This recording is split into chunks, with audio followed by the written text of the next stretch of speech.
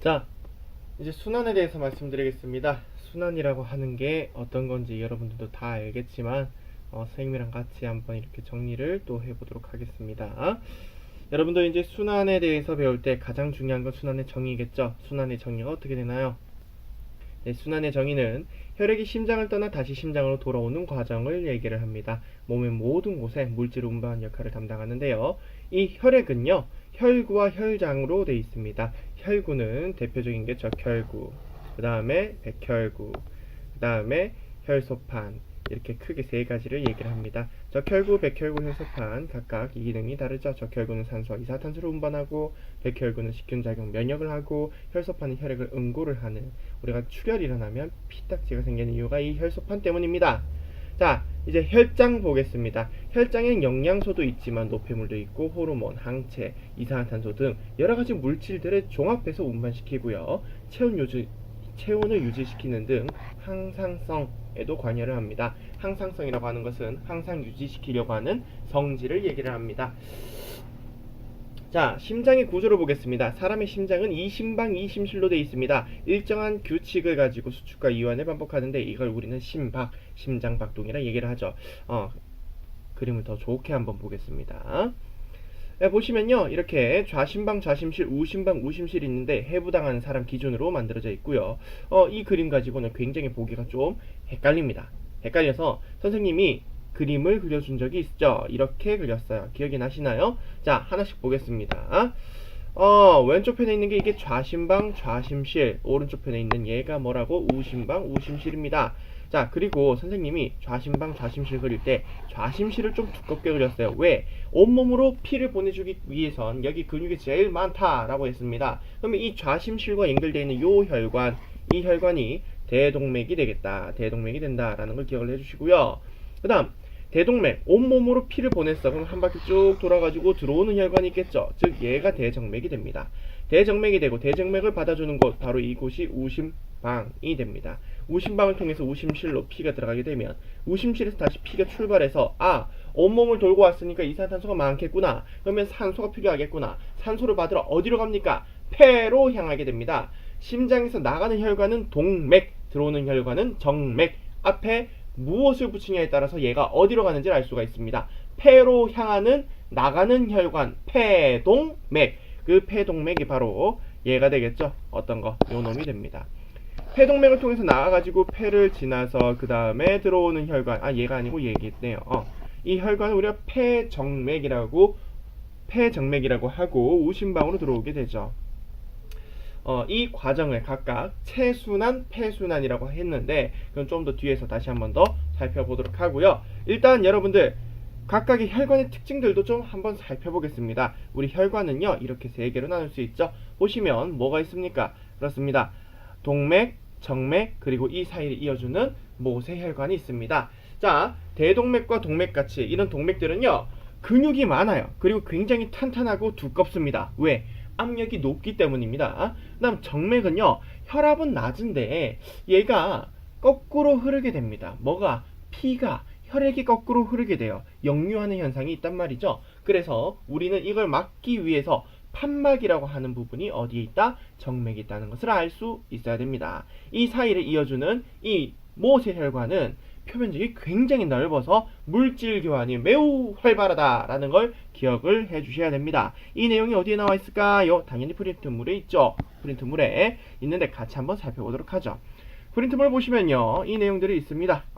첫 번째, 동맥은요, 심장으로부터 혈액이 나오는 혈관을 얘기하고요. 혈관벽이 두껍고 탄력이 높다라는 거 이게 돼 있다. 알고 계시면 되고요.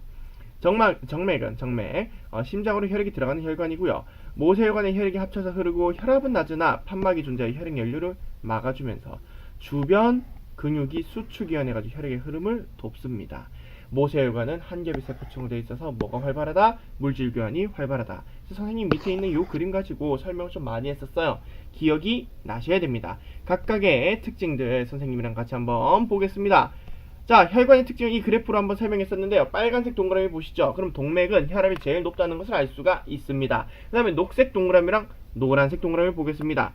혈류 속도가 굉장히 낮아지는 곳이 어디냐? 모세혈관입니다. 왜? 표면적을 넓히기 위해서 굉장히 많은 모세혈관이 퍼져 있습니다. 이 모세혈관들에게 피가 나눠 들어가기 때문에 혈류 속도가 떨어지게 되는 거죠. 당연히 혈압도 떨어지고 있는 중입니다.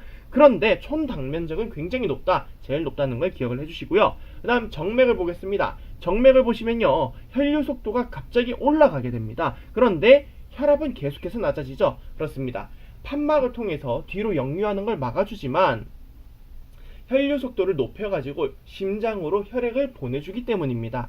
이 보내주는 과정에 대해서 선생님이 판서를 통해서 그림을 그렸었는데 기억이 나지 않은 친구를 위해서 다시 한번 그려보겠습니다.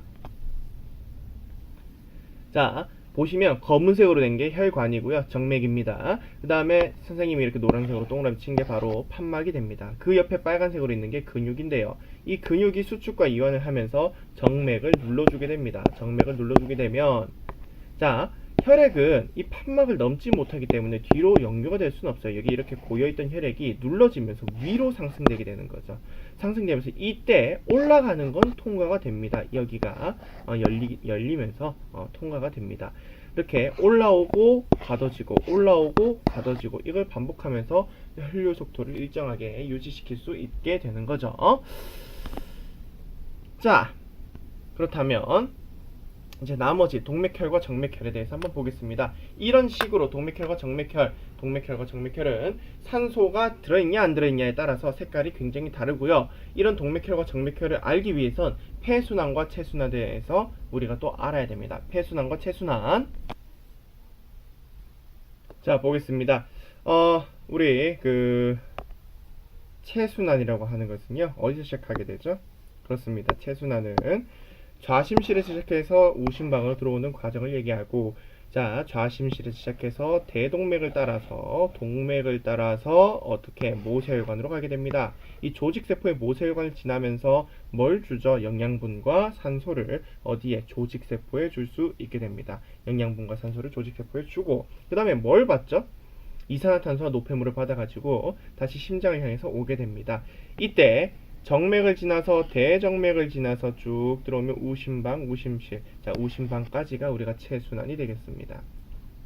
그러면 체순환의 목적은 뭡니까? 체순환의 목적은, 그렇죠, 온몸을 돌면서 물질 교환을 하는 거죠. 우리 조직세포에 필요한 영양분과 산소를 주고 또 뭘 받아온다? 노폐물과 이산화탄소를 받아오는 게 목적입니다. 네, 폐순환 보겠습니다. 폐순환 같은 경우는 우심실로 시작을 하게 됩니다. 자, 우심실로부터 나가게 되는데, 우심실로부터 시작을 하게 되면 폐동맥을 지나서 동맥을 지나서 폐로 가게 되는데, 이 폐포의 모세혈관이 또 있습니다.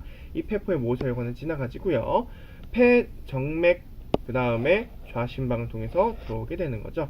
좌심방까지 오는 과정이 폐순환이 되다. 이때 산소가 많은 동맥혈은 어디에 있더라? 폐정맥. 그렇죠. 폐를 갔다 오는 이곳은 폐정맥. 여기는 산소가 많이 있을 겁니다. 왜? 폐에서 뭘 받아왔기 때문에, 산소를 받아왔기 때문이겠죠.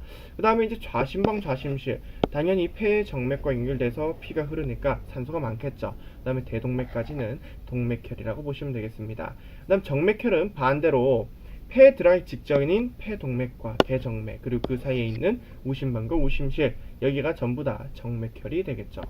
여기까지 순환에 대해서 얘기를 해보았습니다. 이제 다음 시간엔 호흡과 배설에 대해서 말씀드리도록 하겠습니다.